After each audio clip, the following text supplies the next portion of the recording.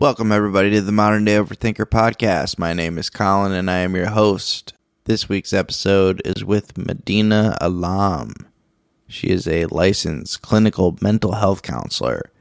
She is also the director of clinical operations for NoCD and a yoga instructor, a certified one. We had a great conversation, and what to expect on this episode is a conversation about ERP therapy, Madina's experience with yoga philosophy and the similarities to ERP therapy. ERP stands for Exposure Response Prevention. And it is basically known as the gold standard for obsessive compulsive disorder therapy and treating obsessive compulsive disorder. We discussed also virtual therapy positives, your relationship with your therapist, learning lessons from yoga, some lessons that she has learned from yoga, mindfulness, self-compassion, self-care, being too hard on yourself. A lot of good stuff. A lot of things that many people can relate to. Definitely a solid episode with a solid guest. Enjoy this episode, Modern Day Overthinker with Madina Alam.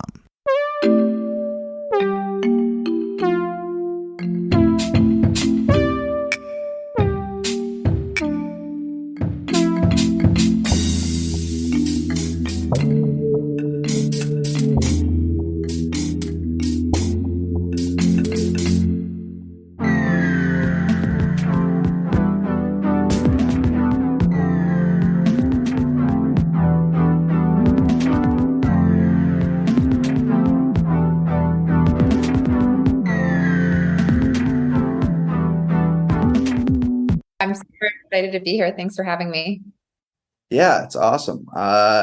Thank you for reaching out when I was looking for guests. And yeah, I'm always looking for more professionals to interview that are in the field. And sounds like you have a variety of things we could talk about, which is great.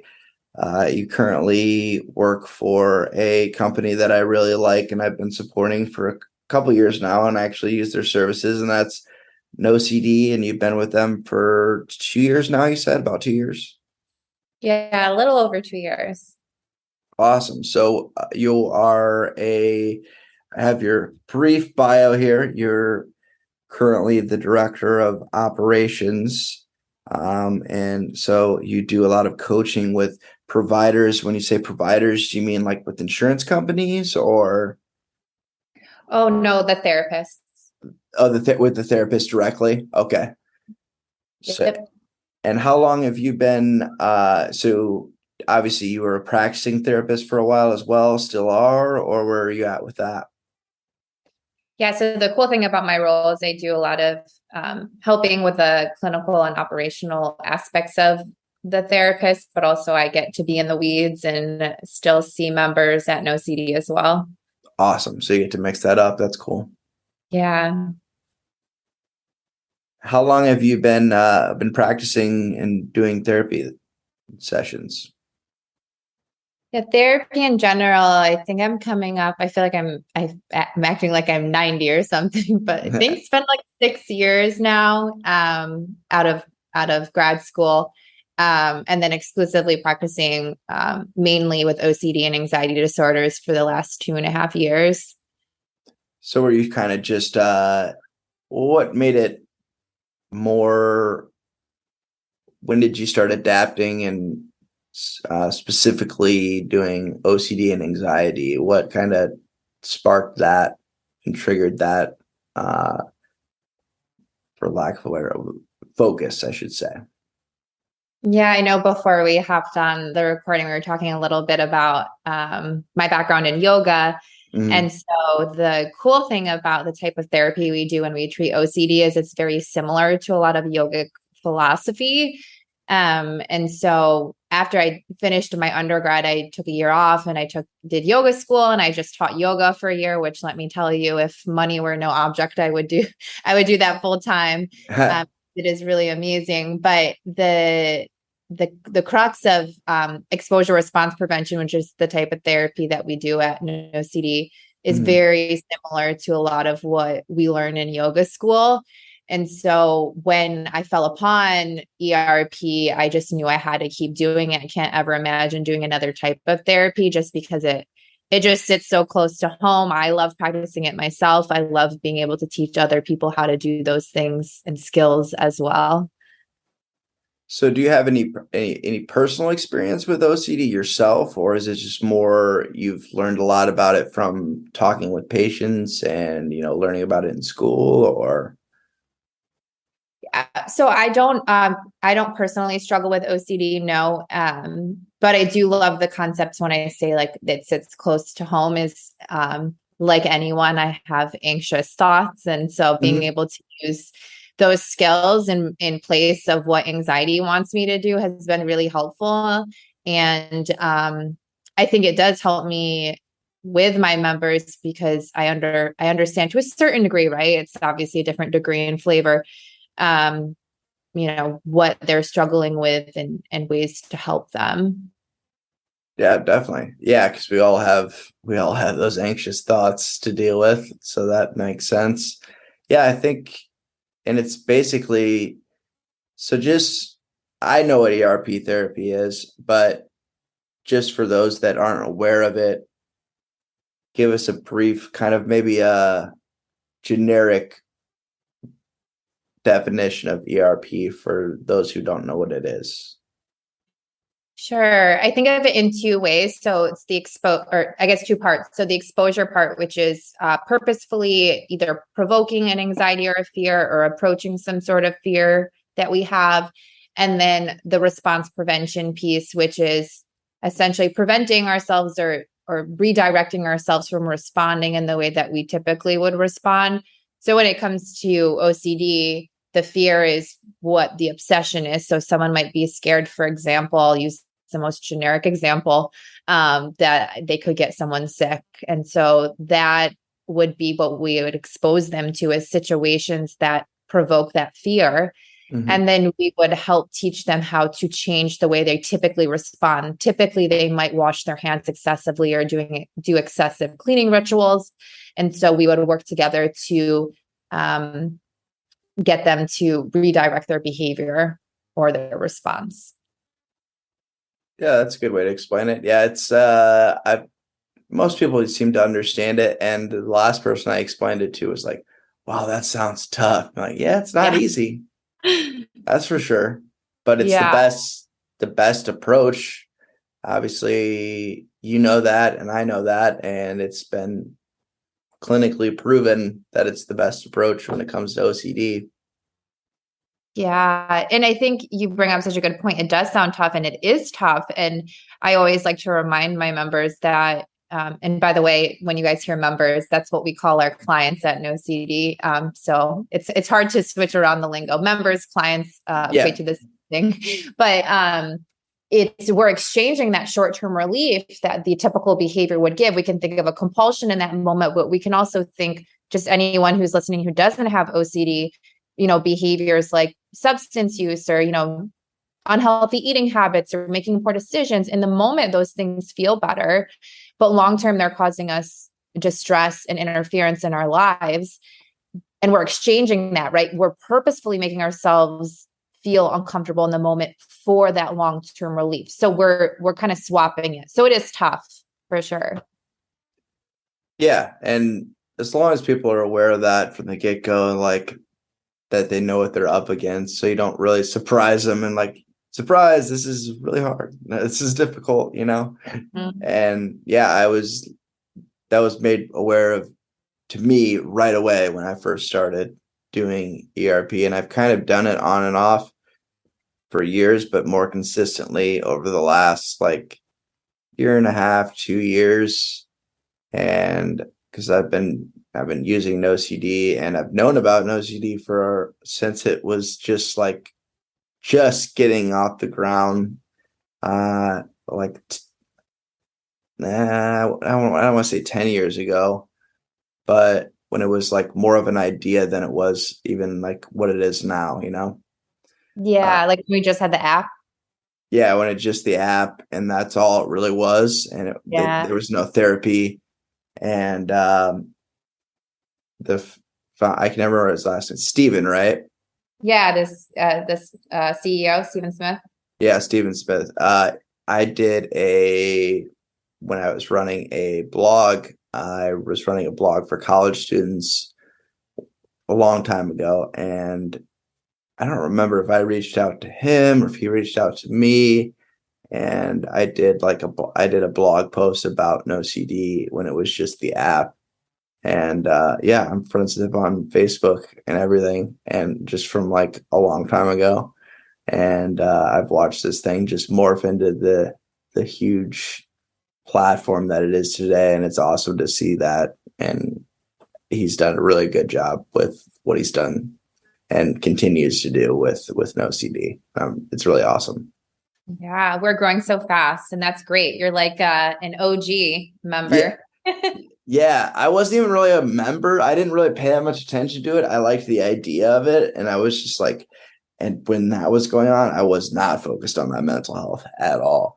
Yeah. So I was like, this is really cool, but I'm not going to do it because I was not focused on my mental health and I was in a bad place. And, when you brought up substance abuse, I had that in my background as well. And I was deep into my substance abuse at that time. So Hmm. I definitely knew about it, but I didn't really, understand what was going on and what, the what he was trying to accomplish. And now I've seen that. It's awesome now that I have had a clear mind for many years now.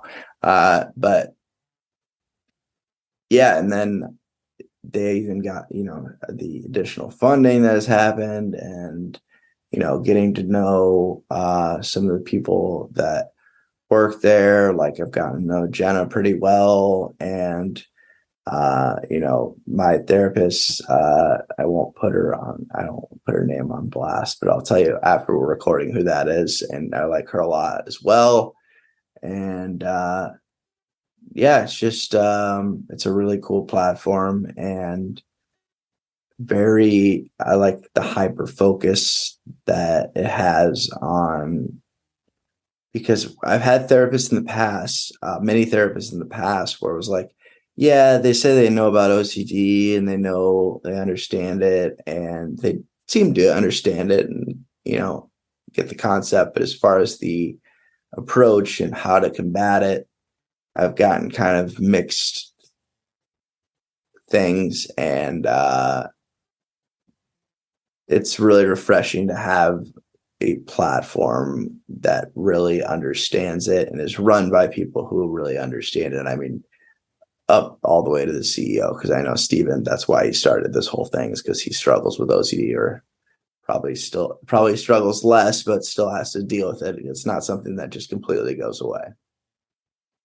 Yeah. Yeah, that's such a good point. I mean, for the listeners, whether it's OCD or whatever it is that you're struggling with, getting a specialist is super important. Yes. Especially because I think of even psychology today. I don't know if people are familiar with that platform, but you can, put in your zip code and find a provider or therapist in your area. And a I lot of tell them, everybody about that. yeah. So, I mean, maybe it's not worth mentioning again if you talk about it a lot, but yeah, find a No, bring it up as much as possible, please. I'm not yeah, kidding. well, just like on those platforms, you'll see that, the provider has identified, 12, 15, 20 different disorders that they specialize in. And so when you are looking for a therapist, interview them before you decide to, come on board with them. How would you treat this? And there should be some research backed evidence to the type of modality they're choosing to use, because there's a lot of therapy that's actually counterproductive, and can worsen OCD symptoms essentially. So you want to make sure you're getting the right type of treatment. Yeah, I completely agree with that. But yeah, psychology today is probably one of the better resources out there to try to find a therapist. Um, obviously, if you have OCD, use no OCD. We're gonna plug that all day until they sponsor me. But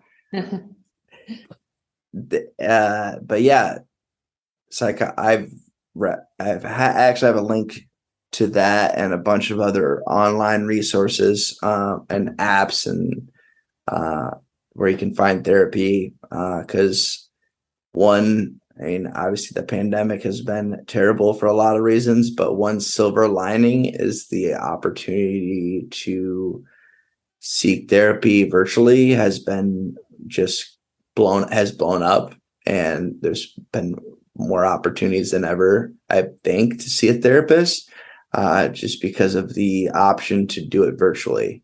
I don't know if you disagree or agree with that, but it seems to be something good that has come out of the pandemic, I guess.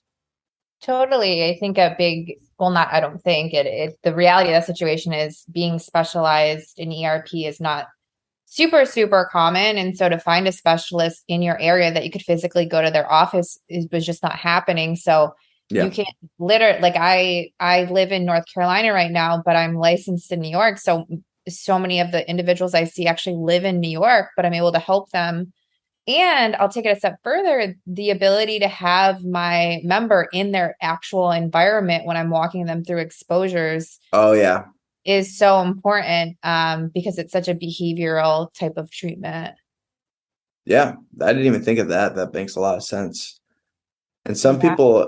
I've heard some people, bash on the whole telehealth thing because they're like, oh, well, everything's better in person and da da da. I'm like, it in person's obviously ideal, but it's better than nothing at all. Like, I mean, or doing nothing.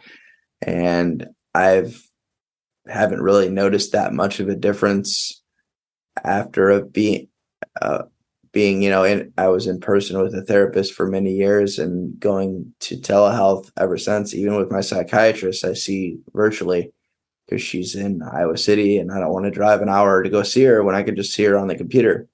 And I haven't noticed a difference in my level of care. It's been, if anything, more convenient for me. Yeah. Well, I'm such a skeptic when it comes to OCD. So I think even that statement of people saying, "Oh, I'm not going to get the best kind of care if I'm not seeing my provider in person." And that's really just, I think, anxiety or OCD's way of getting in the way of you actually getting help. Because what's really Mm-hmm. the only way that you can find out if telehealth is effective? Well, it's to engage in telehealth and see, but not. Yeah, So bashing something you never tried. Yeah. right. So yeah, if you're listening to this and you're skeptical about telehealth, I would at least give it a go. Yeah, give it at least a few sessions. And I recently started seeing a new therapist because I don't just have OCD, and I wanted to focus my no CD sessions on OCD, obviously. So I started seeing another therapist through another app, through BetterHelp, and uh, I was a little skeptical after my first session of just my therapist. And then so I talked to my no CD therapist about it, and she's like, "Well, give him a chance. You're still kind of at the beginning stages." And I'm just like, "Okay."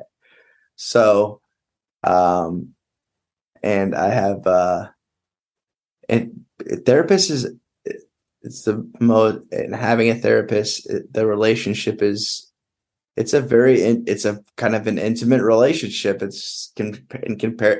can compare it to an actual relationship, like with the significant other, where it's like you don't want to break up with them right away, or you don't know like who else you're gonna get and stuff like that. It's kind of a weird thing. I don't know if you understand what I'm getting at, but it's um it's like, I don't know, maybe this will get better over time, or do I just need to cut ties now, or things like that. Because I've had bad therapists in the past where I've seen for too long, where I'm like, I don't know why I kept going. Yeah. Yeah, I can definitely be a struggle to find someone that you really mesh with. Mm-hmm. Um, so I definitely hear that. And yes, it's a very unique relationship because they know such intimate details about your life and you know nothing or at least near to nothing about them. So Yeah, yeah, it's not a two-way street by any means, yeah. which I get it. It's a professional thing. I get it. I still try to nitpick at my therapist and try to get to know him more, but I'll get some things out of him, but I don't always get, because I've learned how to be an interviewer in a way. So I ask questions and, I don't always get answers, but, I try. Yeah. I mean, it's like, you know so much about me. I know nothing about you. This isn't fair. I'm just kidding. But it's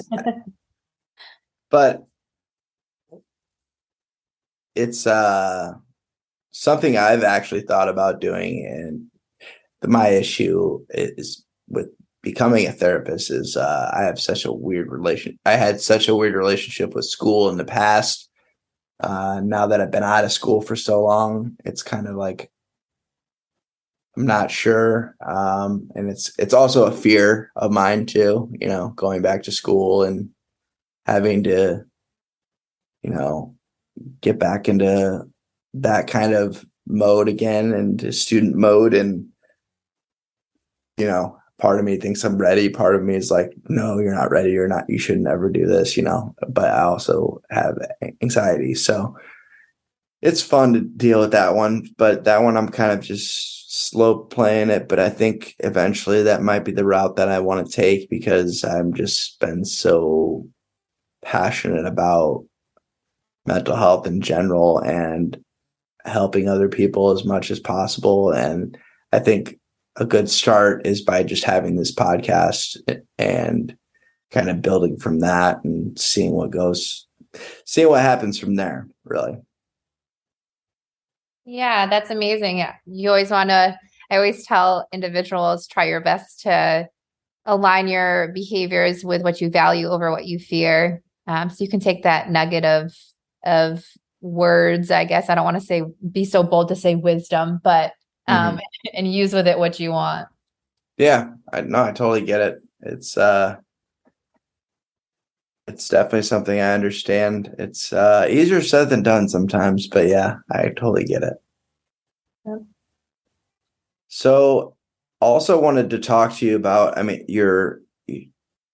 how you went to yoga school and became a yoga instructor, and that's kind of helped steer you into the path of focusing on ERP and anxiety and OCD. And what so after you got out of grad school, what kind of sparked, were you just doing yoga a lot and you're like, I just want to become an instructor, or how did that come about?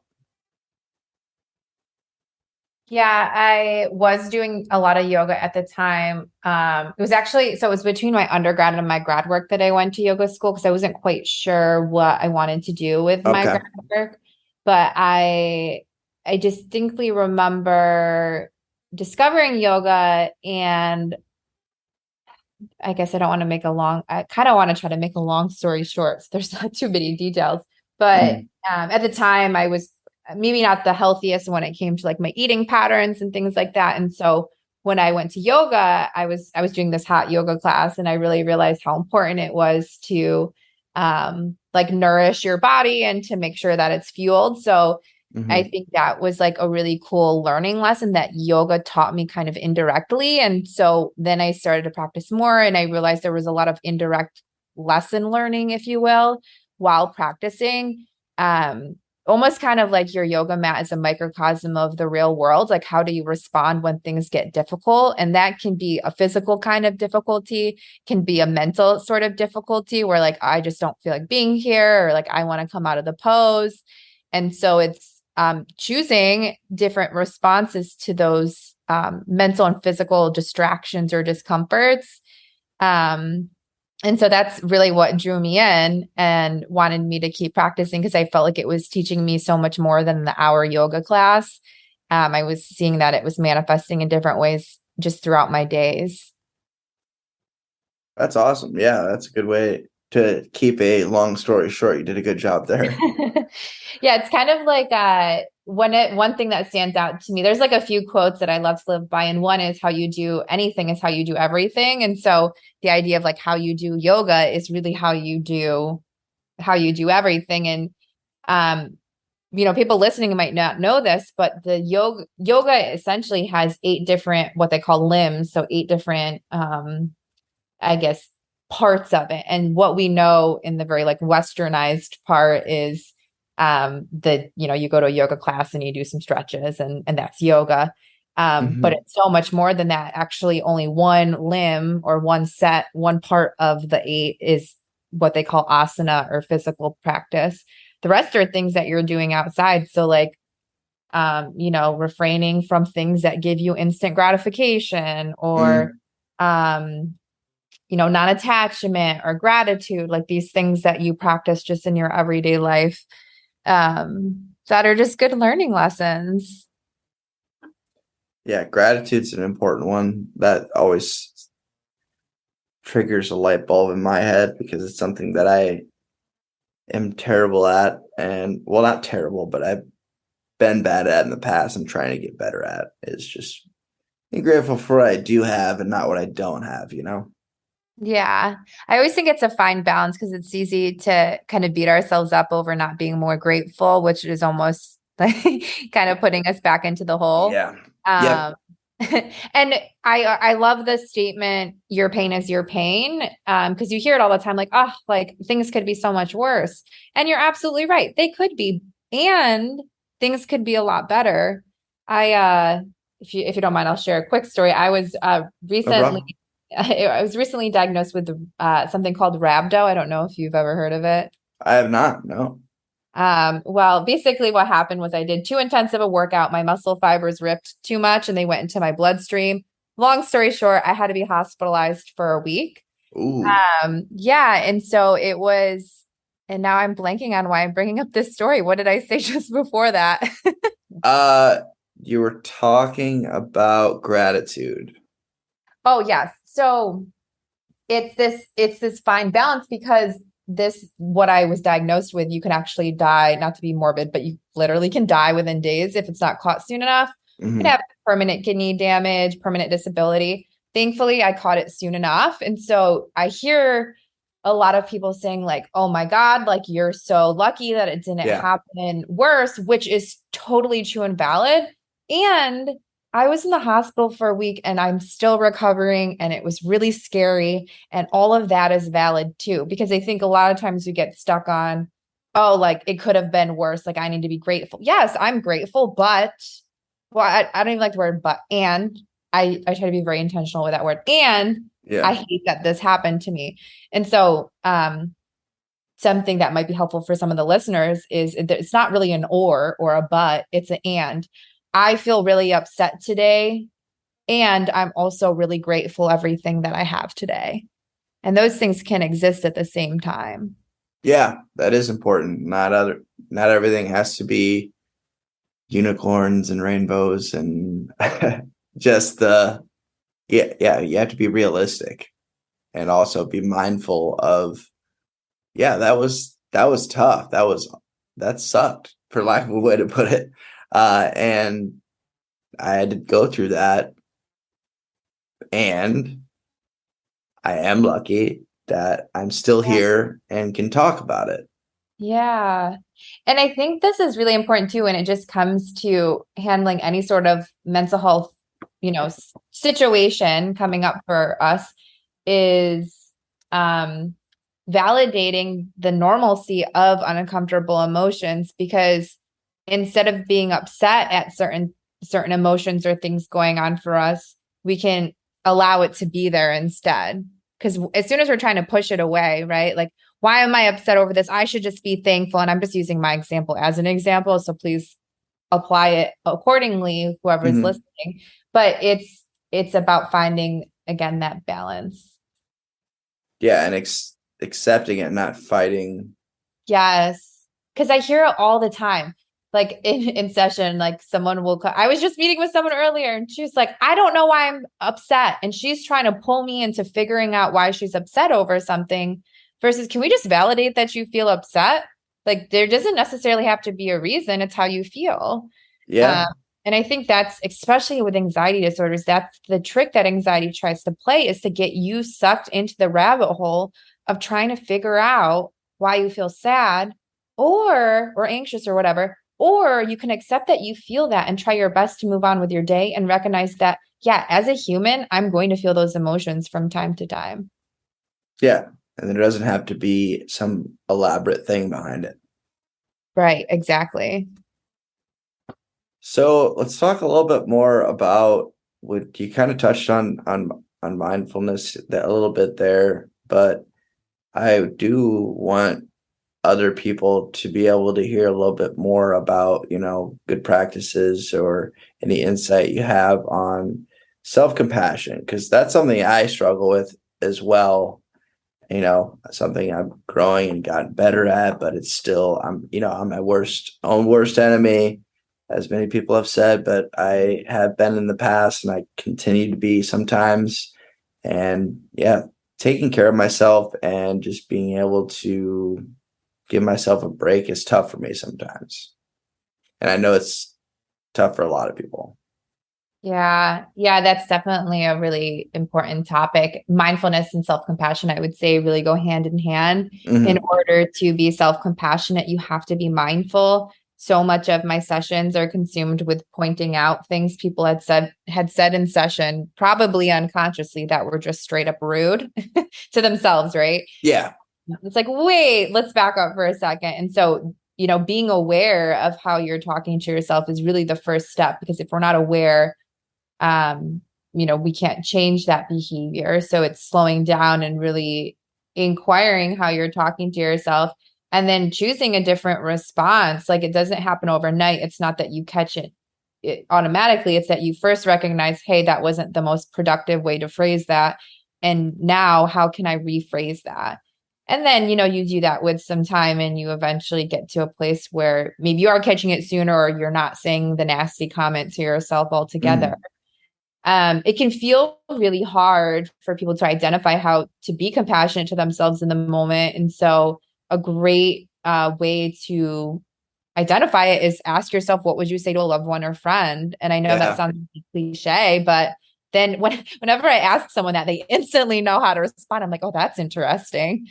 Um, but yeah, like how would I respond to a friend? Like even like if a friend came to you and said they were feeling anxious, you might inquire a little bit why they feel anxious, but you wouldn't drill them with questions and tell them they need to figure it out. You might ask them if they want to go get some ice cream with you or to watch a favorite movie or do an activity. And so it's understanding and recognizing the emotion, but taking action with it too and letting the emotion exist there. That is being compassionate to yourself. Because it also doesn't mean dwelling in the emotion either. Because I think sometimes you'll find people who maybe are a little bit more emotionally inhibited, almost ignoring the emotion. Because like, well, what's the point? What's that going to do me any good if I, acknowledge that I'm sad or whatever? Yeah. But we need that acknowledgement in order to take action with it. Yeah. If you don't know what's going on and don't acknowledge that it's there, then how are you supposed to fix it or not fix it or deal with it, I should say. Yeah, manage it. Yeah, exactly. Yeah. I try not to use the term fix it because not Yeah, I mean necessary. that's a really you caught yourself. That's a really good catch. But I mean, I think that is like the natural human inclination is we do want to fix I it. want to fix it. Yeah. Right Yes. now. No Yeah. one likes feeling that way, right? We can validate that. And when I say like living with these uncomfortable feelings, it doesn't mean you jump up with joy that you feel really crappy today. It's just that you recognize that that's part of what it means to be human. And how can I manage the best way that I can, even though that feeling or that thought or that sensation is living there in the background? Yeah. That makes a lot of sense. It's, yeah, just being aware, the self-awareness and yeah, and being mindful of that. And you're talking about cliches, and I was talking about that with my last guest as well, and how when I was not that long ago, probably like I would say like 5, 10 years ago, when I was in a different headspace than I am now, I used to see or even like when I was younger, like in college, I would see like inspirational quotes or, like mindfulness tips and self-help stuff and be like, ugh, gross. This is cheesy. This is stupid, and because I was just so negative. And now, like, I'm the person like sharing that stuff and like talking about it and hammering home the cliches because, there's a reason that people say these cliches and people talk about them so much is because they make sense. And not everything has to be really complicated. Some things are just as simple as, hey, maybe we should be a little bit more aware of, our emotions and just accepting that there are emotions and being able, I don't have a cool cliche off the top of my head to say for that, but you know what I'm talking about. And I'm glad that I've gotten to that point because I know there's other people that are out there and they see probably me sharing these cliches or these, inspirational quotes or whatever it is, these positive things. And they're just like, oh, he's just too positive or too happy or whatever. And no, it's just like, I'm just trying to, one of the reasons I do it, not only because I want to, other people to, because it inspires me and I want to inspire others. But another reason to do things like that is because the internet is so toxic and filled with so much negativity. Yeah. Yeah, I think if someone's, I think of like stages of change, for example, if someone's in a specific stage of change, like they're maybe pre-contemplative or contemplative, meaning they're not ready to take action to change their situation. And this is not something someone consciously goes around like saying like, I'm in pre-contemplative stage, but Yeah. they're not going to be able to hear those nuggets of truth. And yeah, such a cliche thing that I think of that I say all the time is this too shall pass. And Yeah. it can be cliche, but it's really the fact of the matter. Because I even hear people ruin a good mood because they're worrying when it's going to go away. And I was like, let's take a step back. That's really interesting. I've done that. Yeah. And I think we've all done that, and just to normalize it for you. And, or vice versa, right? If we're in an uncomfortable situation, like, holy crap, when is this going to end? And it's like, Yep. the good, that's the really cliches. The good and the bad news is that nothing lasts forever, but it's so true. Yeah. And yeah, it might just be a time where, the individual's not willing to hear at that moment, which isn't bad. And that's how I feel about it. When I look back about how I was during that time, I was not ready to hear any of that. Yeah. And that's just part of the journey, right? I think we've all been in a situation where we were maybe a little stubborn to hearing some of that stuff because for whatever reason, we weren't ready to take action. And that in itself taught us something. Yeah. I feel the same way about, people probably get annoyed by me bringing up that that I don't drink and that, I'm in recovery from substance abuse. But I remember very vividly having a roommate right before I decided to quit, self-medicating is what I was doing. And before I stopped doing that, I had a roommate that we were both self-medicating together, and they brought up, the idea of, hey, maybe we should try like going to a recovery meeting or something. And I remember just laughing at them and just be like, that is stupid. That is a terrible idea. And now I'm the one going to recovery meetings and I don't even know where that person is. I can't even get a hold of them. I don't know what their life's like. We had a falling out. So, but it's funny how that works, how that ended up working out, because I was the one like, that, it sounds terrible. That sounds stupid. And I'm the one doing that now. So, Yeah, you weren't ready at the time. So, oh, I definitely was not ready, but it wasn't far after that conversation. Like within a year, I was done. I was completely changing my life. It's It amazing. didn't happen that far after that. So, but yeah, I think about just my mentality and my perspective has done like a complete 180 over the last few years, just because I've been focused on growth and just trying to become the best version of myself. And, the best, I wear multiple hats. Obviously, I'm an employee, being a good employee, being a good friend, being a good son, being a good brother, all of that. I'm not married, but, eventually being a good spouse, all of that. And I eventually would like to be a parent. So being a good parent and just being prepared for that and being the best version of me so I can, because I like giving back and I like being able to help other people. But I also realize that can't really help other people when you're all messed up and not doing well yourself. It's a very good point. You kind of got to be a little bit selfish at times. I that's not the right word, but in order to truly be able to be there for other people the way you would like to be there for other people, if that makes sense. Yeah. I mean, just calling it what it is, right? Taking care of myself so I can take care of other people. Because yeah, that's like a hard word to not use in that context. I hear people use it all the time, but it has like a negative connotation to Yeah, it. because they hear And selfish and they're like, nah, yeah.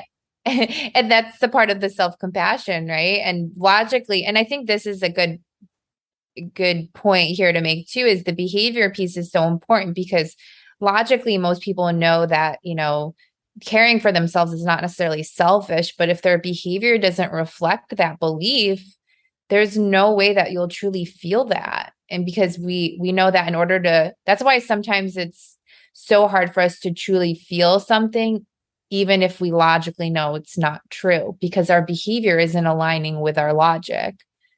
That's the place in the brain where emotion registers doesn't understand language, and so you have to behave. So if I say logically I know it's healthy and important for me to engage in self-care, but I never physically engage in self-care, wouldn't it be surprising if that individual felt like a piece of crap, right? Because they are just not following through with yeah.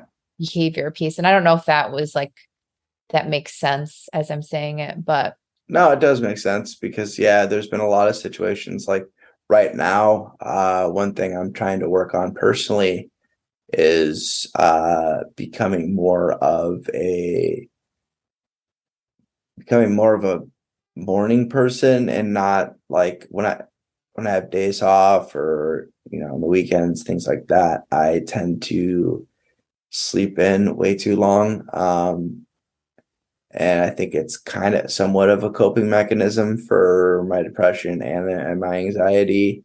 mhm. And I've been trying to, and I know that I'm capable of getting up early. And I know it's good for me. I know it's helpful once I get up and get moving.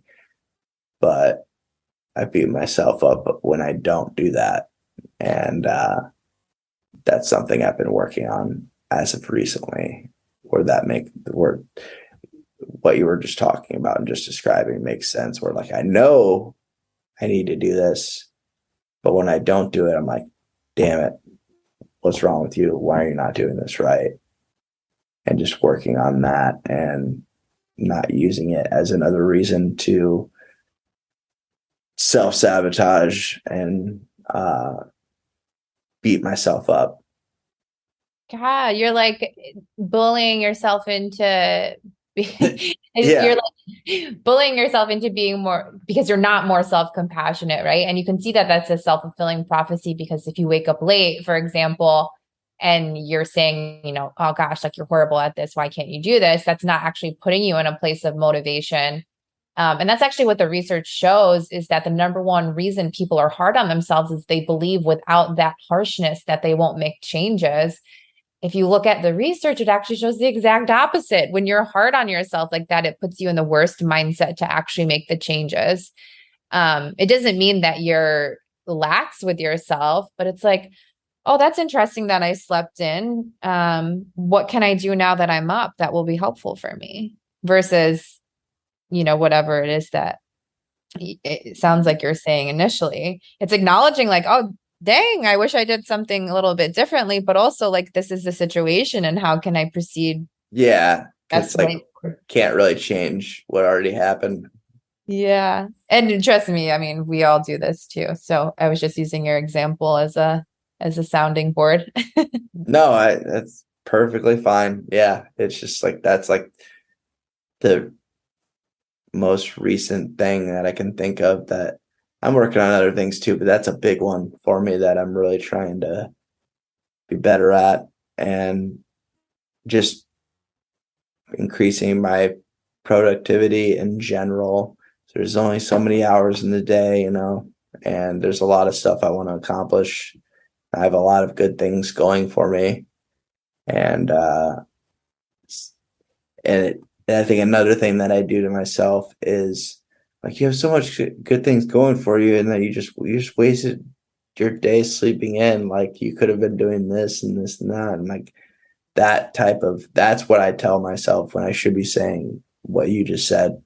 How can I, utilize the rest of the day, and what can I do?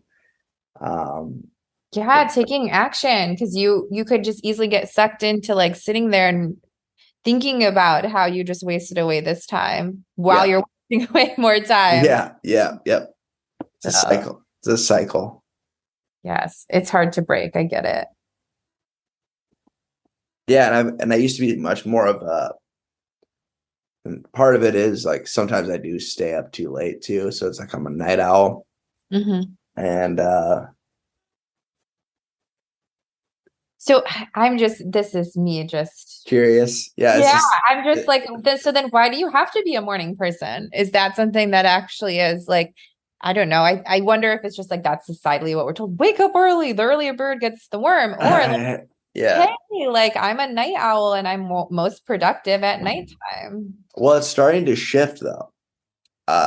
So I don't stay up as late as I used to. Sometimes I do. It depends on who I'm hanging out with. Um, some of my friends are like to stay out late, or I end up in conversation late. Um, yeah, it depends, but I don't stay up as late as I used to. I would like to. I don't know. Maybe it is a little bit has to do with people I look up to and admire are morning people. I'm not. I don't know. Yeah. I don't know. I'm just thinking like I wonder if you accepted who you are. Because I think something that I teach my members is we know that genetically speaking, some people are just more anxious and some people are more laid back. There are pros and cons to being on either side. Like we know that people who are anxious tend to actually be of I'm going to say it because that's what the research shows of higher intelligence and also higher creativity. And so that's really great. It also comes along with some things that are not so fun. I totally get that. But when someone is anxious and they're meeting with me and I ask them their goal and it's to be a laid back person and not so many words, I like to be upfront with them. Like, I don't know that that is a realistic goal. That's not who you are. Um, I guess like another example I can use that's maybe a little bit more watered down is I love working out and people oftentimes ask me what I do for a workout because I think, you know, hopefully this doesn't sound cocky, but I think they look up to me, right? And so Yeah, I get it. I like to tell them like it's less about like what I'm doing for a workout. What do you want to do that you will stick with? Because that's the type of workout that you That can. is crucial. I talked about that Yeah. with my last guest as well, and she likes doing she likes doing yoga and Pilates, and I've done yoga before. I appreciate it, but it's not something I'm going to do regularly. Uh, I personally have gotten to the routine of doing, more strength training and weightlifting, and that's worked for me. I never thought I would, but that's what stuck, and that's what I'm sticking with. And that's not for everybody. Like for her, she's like, I tried that, not for me. And she was like, I was doing it for the wrong reasons. I was doing it for validation from other people and not for myself. And, the yoga and the Pilates she does for herself. So that's also really important too. Yeah. So, I mean, it's accepting. I mean, back to your original point. I mean, I'm actually the opposite. In college, I had the nickname grandma. So like I go to bed at like 9:30. And there are times where I'm like, I'm relatively young. I should be out and like having fun with friends and blah, blah, blah. But I've really come to this place where I'm like, I have fun with friends, but during the daytime. And part of it feels sometimes a little yucky. And I prefer that I was more of a night owl, but it's me. I'm the person that wants to go to bed early and wake up early. And that's not necessarily better or worse than the person that stays up late and wakes up late, right? Just a different way of being. And I think instead of because constantly, I think something that I take away so much from working in this field is we're over pathologizing things that don't need to be pathologized. And we're having a hard time accepting who we are as humans because you hear it all the time. This is another cliche that there's no normal. And I truly believe that it's just our way of being. And so, yeah, on my little soapbox here, maybe you're just a night owl and that's fine and dandy too. Yeah. Yeah. I think there can be a little bit of a balance there too. Like, I don't think it's healthy to sleep until like 1 or 2 in the afternoon either. Well, that's where the balance comes in. But maybe Yeah. okay, I'm not forcing myself to get up at 6 a.m. Right. And I don't know exactly how you were navigating the situation, but yeah. Finding a happy medium.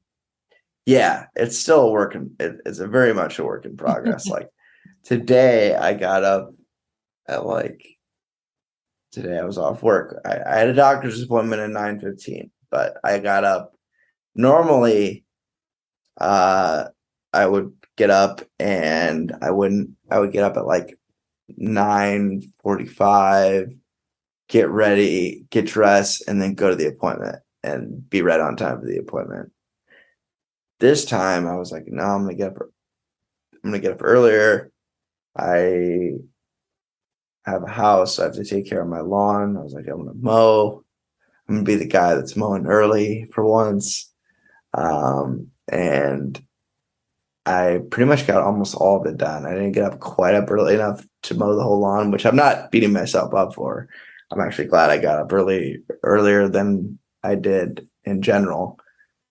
And that's just one example that I've done and I implemented today because I was like, I didn't want to take all these days off work and just like waste them sleeping, Right. Yeah. But if I do end up sleeping in tomorrow, I need to not use that as just a reason to beat the crap out of myself either. So, because I don't think I have anything that early tomorrow. So, Exactly. because I don't know how late I'll be up tonight. I got a bunch of editing to do for podcasts, which is good. I have 3 that will come out before this one. So I've been really just knocking them out, love as much as I can. Because not only do I like doing them, I also know that I'm not going to have the time with work over the next couple of months. If you're listening and haven't dropped a review and you're listening on Apple or Spotify, I'd really appreciate it. It takes about 2 seconds. Unless you don't like the podcast, then don't drop a review. I'm just kidding. Let me know if you have a guest that you want to see on here. I will try to get them, do my best. mdoverthinker@gmail.com is the way to get a hold of me. Back to the episode. For the most part, not everyone completely loves their job, but I've been looking at my job a lot differently than I was for a little while. For a little while, I was like, oh, I need to get out of this job because I'm in customer service. I'm in the customer service part where I work with, we call our clients members as well. So I'm used to that terminology. And, I work with a lot of members that are employees of different companies, and I help them enroll in benefits. Well, I don't do that all day anymore, but that's how I used to do. I'm in leadership now, so I coach and monitor and help people that are on the phones enrolling people in benefits. And when something gets really crazy, or there's a fire that needs put out, or somebody's really mad, they talk to me. So I am the escalator. I'm the de-escalator, negotiator, hostage negotiator type of situation. Sometimes people get really angry and people get really upset, and sometimes they're justifiably upset. Sometimes they're not. And that takes a toll on you, mentally, especially if the person's, really rude and tough to deal with. And at a certain point, we're allowed to, disconnect calls, but we do our best to not do that, because our clients that's what they hired us to do. And it takes a toll on you dealing with people like that. And the only time I'm ever on the phone with somebody, it's usually somebody that's really upset. And being able to either de-escalate the situation or turn it into it is what it is type of situation, and this is it. I'm sorry to be the messenger here, but this is what's going on. I try not to take things personally, but I know it takes a toll on me mentally. And it's not a job that just anyone can do. Right. So I'm kind of, but at the same time, my company lets me take time off work, usually, except for October, November. They're kind of, you can take time off, but you'll be heavily critiqued about that. Trying to take time off during our busiest time of the year, which is fine. It's understandable. But the rest of the year, they're kind of lenient about me taking time off, and I can working from home and having a therapy appointment during the middle of the day if I need to. And that's another thing that's good about telehealth and virtual visits, is I can do that. I don't have to take that extra time to drive to an appointment and back and take that out of my work day. When I could just, be like, oh, I need 50 minutes or an hour, and then log onto that. It's like almost like having another meeting in my day, basically. Yeah, definitely time to engage in that self-compassion. That's what I'm trying to do. And I'm also just doing what I really enjoy doing while I have this time off, is the podcasts, and doing about a year ago, I started getting into stand-up comedy, and I really have found that's like another therapy for me, a good outlet for me. I've always enjoyed being able to make people laugh. I got in a lot of trouble for it when I was a kid. And it's nice to be able to do that, and people are paying to see me sometimes. So I've been doing open mics that are like out of town. I went to, I don't know how familiar you are with Iowa, but Cedar Rapids is about an hour and a half from here. Went to an open mic there last night, and going to go to Dubuque tonight, which is about an hour away, and just doing things like that. And also, there's a couple of projects around my house that I've started, and that I've kind of left on the back burner just because I'm just like, after work, I'm just like, I don't want to really do anything, I was a little bit burnt out, and I needed to take this time to decompress and for myself. And I'm lucky enough to be able to do that, because not everybody gets, the amount of time, the availability to take time off like my company lets me. So I'm looking at that as, okay, certain companies, they'd be like, you got to just tough this out, but my company's cool enough to, use your time. They encourage you to use your time off and take that time to work on whatever you need to work on, or, just work on nothing. If you, just relax, So I'm trying to do a little bit of relaxing and also just passion project type of stuff while I have my time off and before we get into the nitty gritty of things for our busy season. Just a reminder that I will be dropping a new episode every Monday until the end of 2022. So make sure you subscribe on where you get your podcast so you are notified as soon as that episode drops on Monday. Trying to drop it at 8 a.m. Central Time every Monday. So stay tuned for those new episodes. They're going to keep on rolling, baby. Is there anything else you wanted to add before we wrap up here? I think I know you probably have more work to do, and I also am going to be meeting with my no-CD therapist here pretty soon. So that's fun. No, just I guess like a recap of some of the things you talked about, just making sure to not bully ourselves into being self-compassionate or being hard on ourselves for not being self-compassionate, and being mindful of that, but then also trying our best to make sure that our behaviors align with our values and our logic, versus our fears. So those are some takeaways, and that nothing lasts for forever.